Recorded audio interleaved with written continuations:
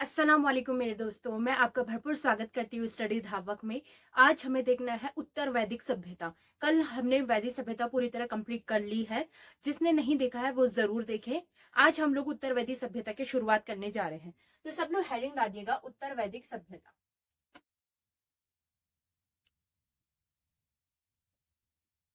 उत्तर वैदिक सभ्यता थोड़ा नाम से समझ में आ रहा होगा। देखो, उत्तर का मतलब होता है ना, इसे पोस्ट वैदिक सिविलाइजेशन भी कहते हैं, यानी कि जो बाद में हुई हो। कहने का मतलब है कि उत्तर वैदिक मतलब जो बाद में घटी हो। पहले आया आपका वैदिक। वैदिक में से ही जब उसमें कुछ सामाजिक, धार्मिक, राजनीतिक परिवर्तन आए तो उसका एक नया ही स्वरूप आया। मतलब पहले का जो ये सभ्यता थी उसका जो रहन सहन, कार्य का तरीका, धार्मिक स्थिति सब अलग थी, लेकिन इस सभ्यता में थोड़े थोड़े चेंजेस आने लगे। तो हमने इसको एक अलग से पार्ट के रूप में पढ़ना शुरू किया, मतलब एक अलग ही हमने इसकी संरचना बना दी, जिसका हमने नाम दिया था उत्तर वैदिक सभ्यता। अब इस काल में क्या क्या हुआ इसे हमने देखना है। सबसे पहले हमें देखना है इसका टाइम पीरियड। वैदिक सभ्यता का टाइम पीरियड क्या था, जल्दी मुझे कमेंट करके बताओ। इस सभ्यता का टाइम पीरियड है आपका 1000 बीसी से 500। वैसे नॉर्मली इसका 600 बीसी तक है। 600 बीसी तक का ये टाइमलाइन क्या होती है मैंने ऑलरेडी बताया है। जिसको हिस्ट्री में ये टाइमलाइन नहीं पता है, ईसवी पूर्व, ईसा, नहीं पता है जिसको, वो आप लोग मेरा जो टाइमलाइन वाला मैंने क्लास डाली है वो जरूर देख लेना। उसमें आपको पता चल जाएगा कि इतिहास में जो ये सन है वो किस तरीके से पढ़े जाते हैं और कैसे हम लोग इसे ईसवी पूर्व मतलब ऐसे उल्टा पढ़ते हैं। नॉर्मली 600 से 1000 होना चाहिए, लेकिन हम उल्टा पढ़ते हैं 1000 टू 600। ये भी मैं ऑलरेडी आपको बता चुकी हूँ, ठीक है। तो आज हमें देखना है उत्तर वैदिक सभ्यता। तो इसका काल क्या रहा है, 1000 बीसी से लेकर 600 बीसी, यानी कि लगभग लगभग 500 सालों तक का इनका शासन रहा, या 500 साल तक का ये सभ्यता चली थी। अब इस सभ्यता में कुछ कुछ चेंजेस आने शुरू हुए थे। सबसे पहले हम देखते हैं इनकी सामाजिक प्रणाली। सामाजिक प्रणाली। अच्छा, इस समाज में क्या हुआ था ना, इससे पहले की जो सामाजिक प्रणाली थी वो कैसी थी। वो एक ग्रामीण इलाका था, यानी कि गांव के रूप में उसकी शुरुआत हुई थी। तो उसके बाद जब ग्रामीण इलाका धीरे धीरे खत्म होने लगता है, फिर कौन से इलाके की शुरुआत होती है, फिर होती है शहरी सभ्यता की। देखो, पहले स्टार्टिंग में ग्रामीण सभ्यता ही आती है। सिंधुवासी भी जो हमने वो काल नहीं पढ़ा है क्योंकि जरूरी नहीं है, लेकिन सिंधुवासियों की भी जब सभ्यता की शुरुआत हुई तो वो ग्रामीण इलाके से ही हुई थी। उसके बाद धीरे धीरे उसमें शहरी भी सभ्यता का विकास हुआ। तो यहाँ भी इसके बाद जो प्रणाली आती है वो आती है शहरी। तो ये कौन सी प्रणाली थी, शहरी। बट ये पूरी शहरी नहीं थी, हम इसे अर्ध शहरी के रूप में कह सकते हैं, शहरी या अर्ध शहरी। क्योंकि अर्ध शहरी इसलिए, जिस तरीके का सिंधु सभ्यता का शहर वाला समाज था वो यहाँ अभी तक का पूरी तरीके से डेवलप नहीं हो पाया था। तो इसे हम शहरी या अर्ध शहरी प्रणाली के रूप में देखेंगे। इस वक्त तक का जो पितृतंत्रात्मक था, पितृतंत्रात्मक यहाँ भी था, ठीक है, पितृतंत्रात्मक यहाँ भी था। जैसे उसमें पितृतंत्रात्मक व्यवस्था थी, इसमें भी वही व्यवस्था थी। बल्कि इस काल में पितृतंत्रात्मक व्यवस्था और ज्यादा जटिल हो गई थी। मतलब इसकी जो ये व्यवस्था थी और ज्यादा मजबूती प्रदान कर ली थी। मतलब इस टाइम पर पिता का या फिर घर में जो पुरुष है उसका महत्व बहुत ज्यादा बढ़ने लगा था। नारी का महत्व का मतलब सिंपली देखिए तो पुरुष का महत्व पहले भी था, बस इसमें फर्क ये हुआ कि नारी का महत्व कम हो गया। जहां पहले नारी को महत्व दिया जाता था वहां अब महत्व कम हुआ। पुरुष का महत्व बड़ा हो नहीं बड़ा हो उससे ज्यादा इंपॉर्टेंट यहाँ था, पुरुष का महत्व बड़ा है या नहीं बड़ा है उससे ज्यादा इंपॉर्टेंट ये था कि यहाँ पे नारी का महत्व क्या हो गया था। देखो, पुरुष का महत्व ऑलरेडी ऊंचा था। तो इस काल में, उस काल में देखो स्त्रियों को थोड़ी बहुत बहुत से अधिकार दिए थे, लेकिन इस काल में वो अधिकार इनसे ले लिए जाते, तो इनका महत्व बहुत कम हो गया। दैट्स वाई जो ये पुरुष का महत्व और अधिक बढ़ गया था, ठीक है। तो ये पितृतंत्रात्मक प्रणाली यहाँ पर भी थी, ठीक है। और अब जो इंपॉर्टेंट चीज आपको याद करनी है और ध्यान देनी है, जिससे पहले वाला काल था उसे हम ऋग्वेदिक सभ्यता कहते हैं, यानी कि ऋग्वेद का काल। क्योंकि उस समय में सिर्फ एक ही वेद था, ऋग्वेद। लेकिन जो ये उत्तर वैदिक काल है इसमें जो अन्य 3 वेद थे उसकी शुरुआत भी हो चुकी थी, ठीक है। वैदिक काल में सिर्फ और सिर्फ ऋग्वेद बना था। उत्तर वैदिक काल में अन्य तीनों वेद भी आ चुके थे। ये सवाल आपसे नॉर्मली पूछा जा सकता है कि उत्तर वैदिक काल में कौन कौन से वेदों की संरचना हुई, या फिर वैदिक काल में कौन कौन से वेद थे। जिसको पता नहीं होगा मे बी वो चारों वेदों को वैदिक काल में ही लगाकर टिक करके आ जाएगा। बट नॉर्मली वैदिक काल में सिर्फ और सिर्फ ऋग्वेद बना था, और उत्तर वैदिक काल में जो अन्य 3 वेद है उनकी संरचना हो चुकी थी। तो ये टोटल चारों वेद कहाँ कंप्लीट होते हैं, उत्तर वैदिक काल में आकर, ठीक है। पहले आप ये लिखिए। अब हमें क्या देखना है, वेद। यहाँ पर कौन कौन से वेद आगे थे, सबसे पहले ये लिखिएगा, इस काल में अन्य 3 वेदों की संरचना पूर्ण हो चुकी थी। या फिर लिखिएगा, इस काल में अन्य 3 वेद आ चुके थे, या अन्य 3 वेद प्रकाश में आ चुकी थी। ठीक है, इस काल में अन्य 3 वेदों की संरचना हो चुकी थी। इस काल में अन्य 3 वेदों की संरचना हो चुकी थी, और वो वेदों के नाम क्या है? यजुर्वेद, सामवेद और अथर्ववेद। ये तीनों वेद इस काल में बन गए थे। ठीक है, यजुर्वेद, सामवेद, अथर्ववेद। अब आपको इनके बारे में थोड़ा थोड़ा जानना है। सबसे पहले हम जानते हैं यजुर्वेद। देखो, सॉरी, तो ये जो चारों वेद थे, इन चारों की कुछ ना कुछ खासियत है। ऋग्वेद की खासियत क्या है? ऋग्वेद में जो पूरा वैदिक समाज है, वैदिक कल्चर है, वैदिक मंत्र हैं, जो भी उस टाइम के अकॉर्डिंग यज्ञ वगैरह होते थे, वो सब हमें ऋग्वेद काल में मिलता है, यानी ऋग्वेदिक वेद में मिलता है। अब इन तीनों वेदों में क्या मिलता है? हर वेद में कुछ ना कुछ अलग अलग चीजें रखी गई थी, तभी इसको 4 वेदों में डिवाइड किया है। तो जो यजुर्वेद है, यजुर्वेद में उसके नाम से ही शब्द निकलता है। यजु मतलब यज्ञ, यज्ञ, तो यानी कि यज्ञ करने की विधि, यज्ञ करने की विधि, यानी कि यज्ञ कैसे किया जाए, हवन कुंड में होम वगैरह कैसे दिया जाए, क्या कौन कौन सी सामग्री रखी जाए, किस कार्य में कौन सा यज्ञ किया जाए, ये सारी जितनी भी इंपॉर्टेंट यज्ञ वाली चीजें थी, वो सब डाला गया आपका यजुर्वेद में। तो ये याद करने के लिए आपके लिए इजी होगा, यजु यज्ञ, यो से यजु, यो से यज्ञ। तो ये नाम से ही आपको समझ आएगा, यजु मतलब कि यज्ञ करने की विधि दी गई थी यजुर्वेद में। यजुर्वेद में आपके सारी यज्ञ की विधि थी। अब दूसरा है साम। साम भी उसके शब्द से ही समझ में आ रहा है। साम, साम या सम, इसका मतलब होता है संगीत। ठीक है, साम या सम मतलब संगीत, सौ से साम, सौ से संगीत, यानी कि जो सुर और संगीत होते थे वो इसमें बताएगा। कहने का मतलब है मंत्र को उच्चारण करने के जो सुर लगते थे, यानी कि आपने देखा होगा बहुत बार जब यज्ञ करते हैं तो यज्ञ में जो मंत्र होता है उसके एक लय होती है, एक अलग अलग लय में बोला जाता है। या फिर कभी आप भजन वगैरह गाते हैं तो उसके लिए भी लय होती है कोई पर्टिकुलर, वो पुराने टाइम की बात कर रहे हैं, आजकल की नहीं। ठीक है, तो पहले जो भी यज्ञ वगैरह और भजन वगैरह होता है उसमें एक लय होती थी, तो वो लय के बारे में किसने बताया? सामवेद में। तो देखिएगा, सामवेद में मंत्र उच्चारण का तरीका, मंत्र उच्चारण का तरीका या सुर व संगीत, मंत्र उच्चारण का तरीका या सुर व संगीत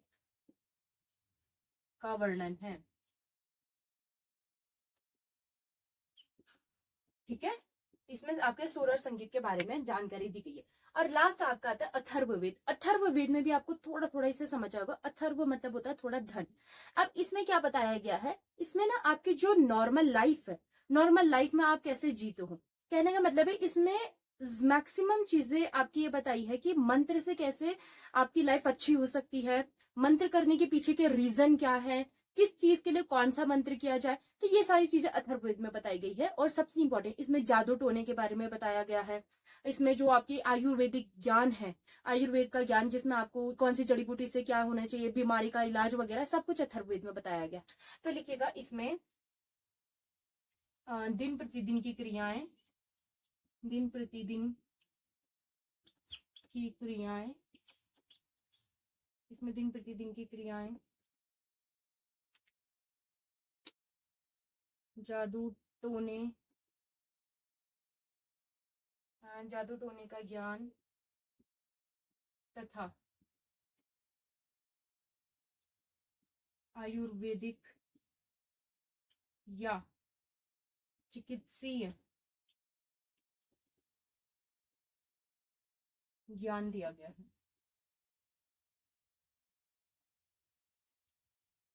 ठीक है, अब इन तीनों को, जो यजुर्वेद, सामवेद और ऋग्वेद है, इसको आप एक तरीके से धार्मिक मान सकते हैं, क्योंकि इसमें धर्म की बातें ज्यादा है। बट अथर्ववेद में उससे अलग चीजें दी गई है, क्योंकि देखो धर्म में यज्ञ वगैरह सब कर दिया, but normal life, normal life कैसे जीनी है, क्या करना है, ये चीजों के लिए भी तो होना चाहिए था। तो उसके लिए बनाया गया था अथर्ववेद, जिसमें दिन प्रतिदिन की क्रियाएं या चिकित्सीय ज्ञान, कैसे चिकित्सीय ज्ञान के द्वारा आप क्या बीमारी ठीक कर सकते हैं, तो ये सारी चीजें बताई गई हैं इन वेदों में। तो ये फटाफट लिखिए, और देखिए आपको नाम से ही समझ में आ जाएगा हर चीज का बारे में। ठीक है, इसकी है वो ले लीजिए स्क्रीनशॉट।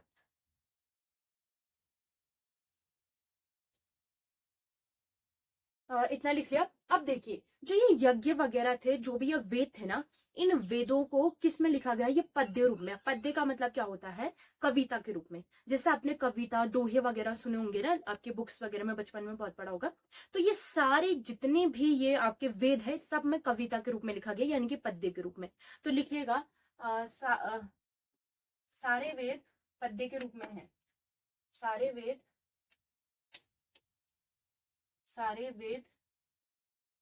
पद्य के रूप में है। पद्य का मतलब होता है कविता, कविता रूप में है। यानी कि जिसको देखो तभी माना जाता है कि इसका ज्ञान किसी पर्टिकुलर व्यक्ति को ही था, यानी कि ब्राह्मण। ब्राह्मण ऐसा व्यक्ति जो बुद्धिजीवी है, जिसको समझ सके और इसका अर्थ को निकाल सके। क्योंकि देखो 2 लाइन होगी, 2 लाइन में आपके वर्ड लिखेंगे वो संस्कृत में अलग भाषा में होंगे, तो उसको समझना, उसके बाद पूरा एक्सप्लेन करना, ये कोई बुद्धिजीवी वर्ग कर सकता था। इसी वजह से इस टाइम में वर्ण व्यवस्था की शुरुआत हुई। जो बुद्धिजीवी वर्ग था वो ये काम करता था, और बुद्धिजीवी वर्ग की बहुत ज्यादा इज्जत होती थी समाज में। तो इसी वजह से ब्राह्मण को सबसे सर्वोच्च स्थान पर डाल दिया गया। तो ये सारे पद्य में होते, तो पद्य में पढ़ने के लिए कुछ ही लोग होते थे सिलेक्टेड। क्योंकि देखो पढ़ाई लिखाई में हमेशा से रहा है कि वर्तमान की बात ना हम करें तो कुछ परसेंट ही लोग होते हैं जो इन चीजों में ज्यादातर आगे होते हैं या इन चीजों में ज्यादा इंटरेस्ट लेते हैं।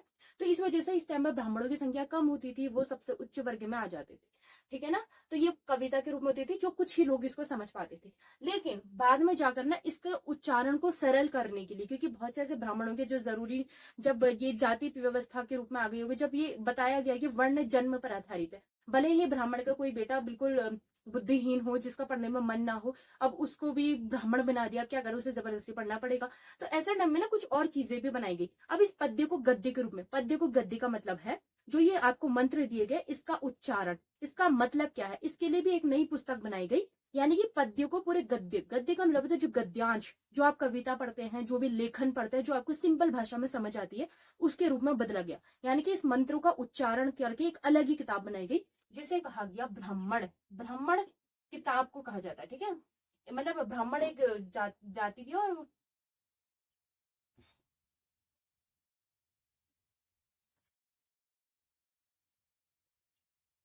ब्राह्मण आपकी जाति भी है लेकिन बुक भी है। तो ब्राह्मण क्या है, लिखिएगा वेदों को, वेदों को पद्य से गद्य में, पद्य से गद्य में लिखी गई पुस्तकें। तो ये प्रकार की पुस्तकें हैं जिसमें इजी ज्ञान दिया गया है, कि मतलब अगर किसी को समझना है, अगर आपको ऐसे समझ नहीं आ रहा है मंत्र के रूप में, तो आपके लिए ब्राह्मण है। यानी कि हर एक वेद के ब्राह्मण होते थे, हर वेद के लिए 2-2 एक-एक ब्राह्मण है। तो इनको क्या कहा गया, ब्राह्मण। जैसे कि ऋग्वेद के लिए तैत्तिरीय संहिता, तैत्तिरीय, ऐत्रेयी, ये क्या है, ये ब्राह्मण है। यानी कि इनका स्वरूप जो इसके बारे में समझाएगा। तो ये डिफिकल्ट हो गए वेद, तो उसको इजी करने के लिए बनाए गए थे ब्राह्मण। तो वेदों को पद्य से गद्य में लिखी गई पुस्तकें हैं आपकी ब्राह्मण। ठीक हो गया। अब मैं इसे मिटा रही हूँ, जल्दी से इसकी स्क्रीनशॉट लीजिए जो नहीं लिख पाए हैं फटाफट।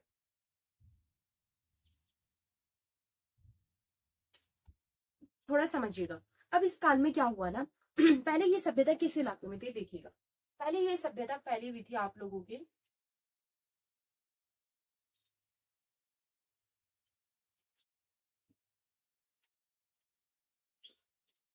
पूरा ये ले। तो देखो पहले ये सभ्यता का थी, ये पहले सभ्यता थी आपके अफगानिस्तान, पाकिस्तान, भारत तक। भारत के ये इस इलाके में अभी नहीं पहुंची थी, मतलब ये वाले इलाके में ये नहीं पहुंची थी, इससे इस साइड में थी ये सभ्यता। अब क्या हुआ ना, इस काल में सबसे इंपॉर्टेंट चीज की खोज हुई, जिसे कहा गया लोहा। लोहा, इस काल में जो खोज हुई सबसे इंपॉर्टेंट चीज की, वो थी लोहा।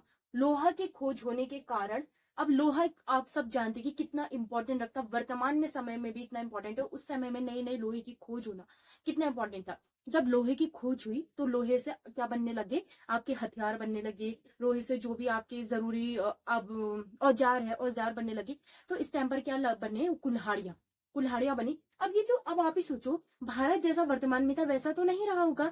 उस टाइम पर सब जगह पूरे भारत में जंगल वगैरह ऐसे फैले थे, क्योंकि उस टाइम में लोग ज्यादा बसे नहीं थे, शहर जैसे स्ट्रक्चर का डेवलपमेंट नहीं हुआ था, दुकानें, मतलब छोटे छोटे इलाकों में लोग रहा करते थे, और बाकी इलाकों में क्या था, जंगल का इलाका था।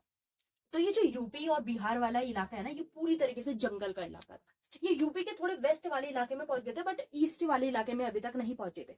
तो ये पूरा जंगल का इलाका था। लोहे की खोज होने से इनको क्या फायदा हुआ कि इन्होंने कुल्हाड़ियां बनाई और जंगलों को काटना शुरू कर दिया। देखो क्या हुआ ना, इस काल में ये वाला इलाका तो वो ऑलरेडी सिंचित था, क्योंकि जो इससे पहले सिंधु सभ्यता वाले रहते थे वो लोग यहाँ कृषि करते थे, तो और इनको पहले से मतलब जमा जमाया जगह मिल गई थी कृषि वगैरह करने की।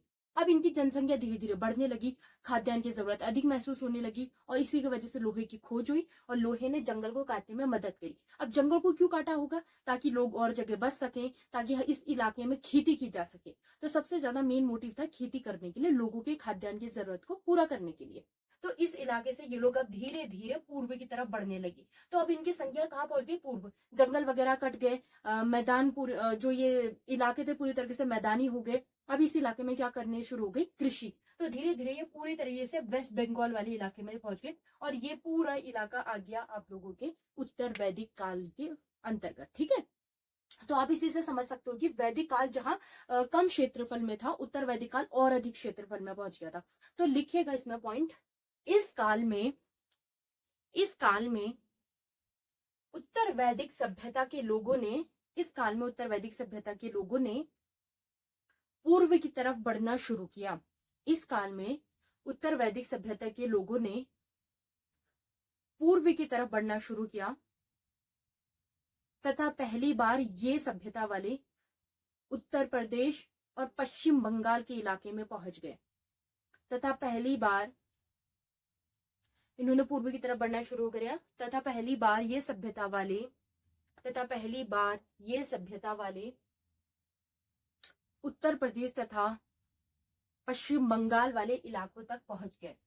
उत्तर प्रदेश तथा पश्चिम बंगाल वाले इलाकों तक पहुंच गए। आप ऐसा कुछ मैप बना के मतलब अपने समझने के लिए ऐसा कुछ मैप बना सकते हैं जिससे आपको समझ में आएगा कि इनका इलाका कहाँ से कहाँ तक का फैल चुका है। ठीक है, ऐसा कुछ अपने अकॉर्डिंग मैप वगैरह बना लो। अब नेक्स्ट पॉइंट लिखिएगा, जगह छोड़ दो मैप के लिए। अब नेक्स्ट पॉइंट लिखिएगा, इस काल में लोहे की खोज की गई। इस काल में, वेरी वेरी इंपॉर्टेंट करना, ये सवाल बनेगा, हमेशा बनता भी है कि कौन से काल में लोहे की खोज हुई। इस काल में लोहे की खोज की गई।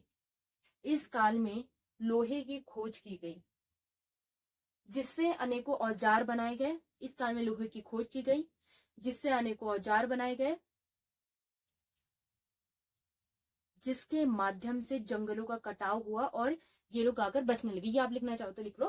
तो लोहे की खोज हुई जिससे अनेकों औजार बने, और जंगलों के कटाव से मैदानी इलाका इन्हें अधिक मिला। तो इनकी जनसंख्या बहुत बड़े लेवल में फैल चुकी थी। ठीक है, इतना आप समझ गए। मैं मिटा दूं, एक बार स्क्रीनशॉट ले लीजिए। अब देखो, एक आपको ना एक टर्म समझाती हूँ। एक वर्ड हमेशा आता है, आपने कलयुग का नाम सुना है? कलयुग ऑब्वियसली सुना होगा। जो आज का युग है हम उसे कलयुग कहते हैं। क्यों हम इसे कलयुग कहते हैं? अगर हम इसे सच में देखा जाए तो पता कलयुग का मतलब क्या होता है? कल का मतलब होता है लोहा। जो कल वर्ड है ना, कलयुग का अगर हम तोड़े, संधि विच्छेद करें, तो कल का मतलब होता है लोहा, लौह। और युग का मतलब हो गया जमाना या युग। तो इसे हम लोग कहते हैं लौह युग। जिस टाइम से लोहे की खोज शुरू हुई उसी टाइम से कलयुग की शुरुआत हुई। कलयुग का मतलब धार्मिक रूप से कुछ नहीं है, कलयुग का मतलब है लोहे की खोज। जैसे आपने नाम भी सुना होगा कल कारखाने, कल कारखाने। तो कल का मतलब होता है ऐसे कारखाने जिसमें लोहे की शुरुआत हो गई। मतलब लोहे की खोज होना आपकी आधुनिकता को दर्शाता है, क्योंकि लोहे की खोज ने बहुत बड़े लेवल में इंडस्ट्री को डेवलप किया है वर्तमान तक। तो लोहे की खोज बहुत ज्यादा इंपॉर्टेंट मानी जाती है। इसी वजह से लोहे को कल कहा गया, और कल युग मतलब लोहे की खोज का युग, जो कि आधुनिक युग है। इससे पहले तक हम लकड़ी, मिट्टी जैसी, पत्थरों जैसी चीजों तक ही सीमित थे।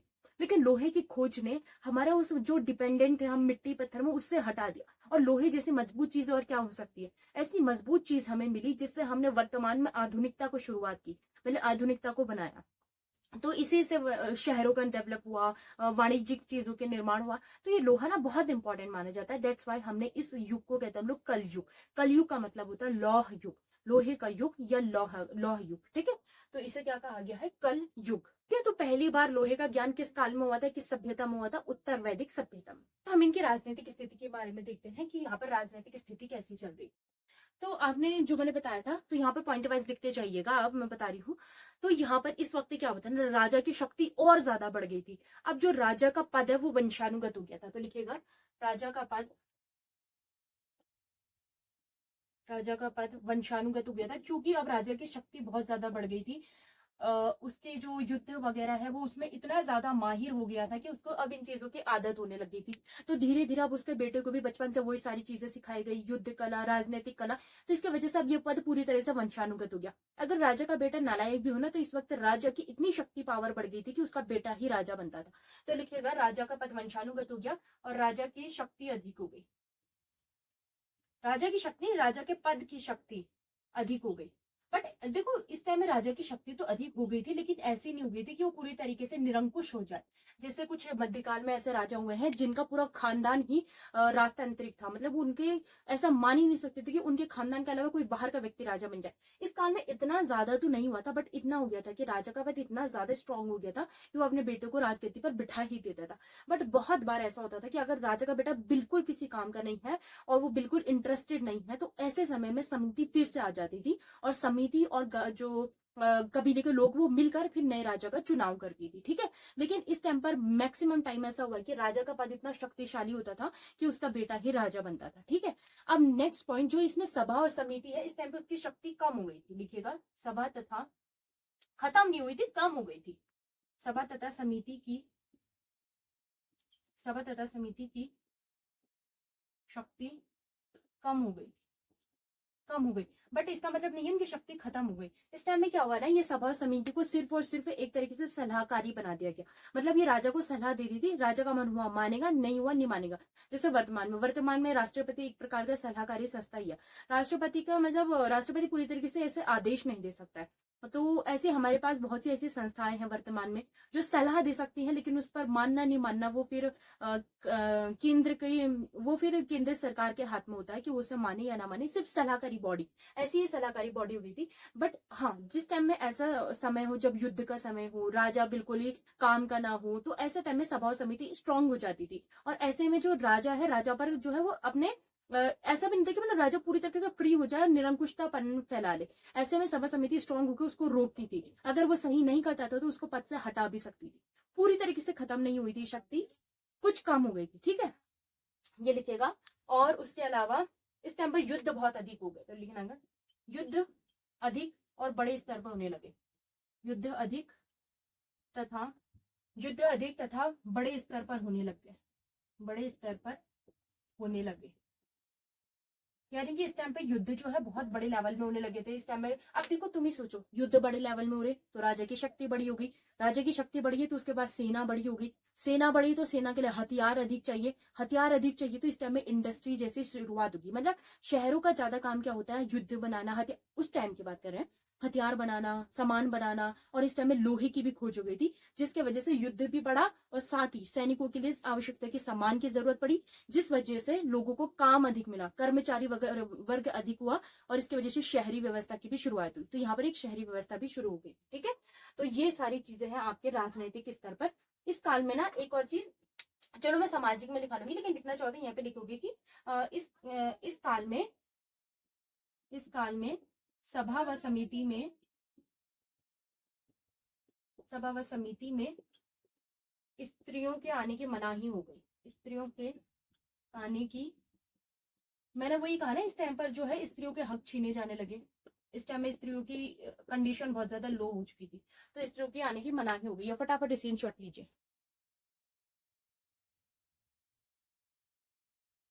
ठीक है, और एक और पॉइंट इसमें लिख लेना, इस टाइम पे बलि और यज्ञ बहुत बड़े लेवल में होने लगे, बलि तथा यज्ञ,